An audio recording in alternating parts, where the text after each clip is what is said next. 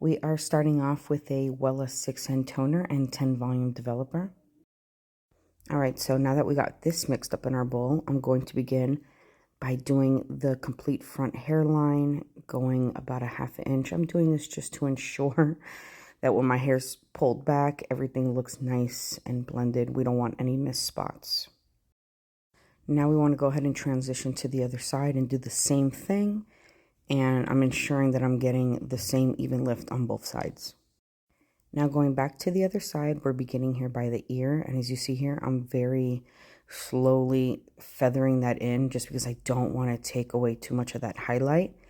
But I just want to make sure it's a little bit more blended because that's just the look I like. I like more of a lived in, natural grow out. I don't like any harshness. Nothing wrong with it. It's just not my style.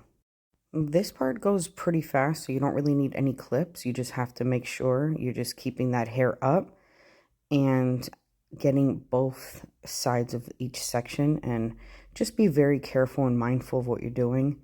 Just because once you kind of put this toner on, yeah, you can kind of wash out, but you will kind of dull out the highlights at the base. So you just want to be really careful here. As I get towards the face, I'm making sure to put the littlest bit of product because, again, I want to keep it very bright, but also softening that line at the base. And just to give me a little bit more dimension, I'm going to take it down a few inches towards the back of my head. And then we're going to leave the front part out for now because I want that processing for the least amount of time. Okay, so now we're moving back over to the other side.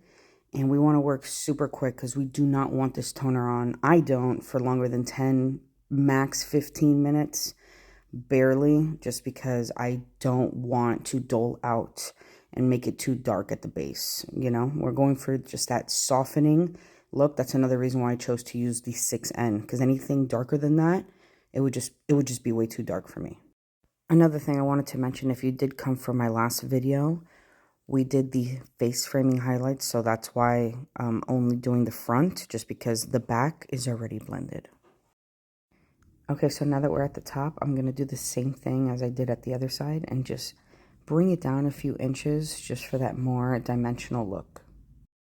Now is where we do the very front. Again, I wanted to leave this part for last because I want it processing for not even 5 minutes, just because I want to keep it nice and bright. So now I'm just kind of doing the finishing touches, just kind of looking around, making sure I didn't miss any spots. And yeah, that's it. You should just let it process for about 5-10 minutes and you should be good. All right, so it's a few days later. Here's how we're looking now.